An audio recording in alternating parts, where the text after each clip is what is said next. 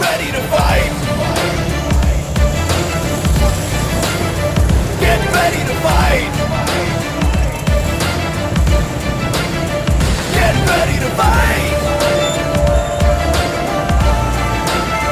Get ready to fight. Get ready to fight. बहुत तेज़ आंधी आ चुकी है इस वक्त लाहौर में। अभी 2 मिनट पहले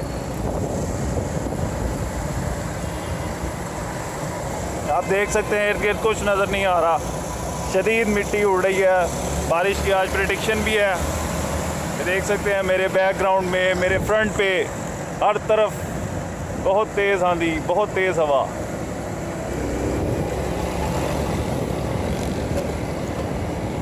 ये देखें दरख्त कैसे हिल रहे हैं, इससे आपको हवा की तेज़ी का अंदाज़ा हो रहा होगा। बहुत अच्छा, बहुत प्लेजेंट मौसम हो गया।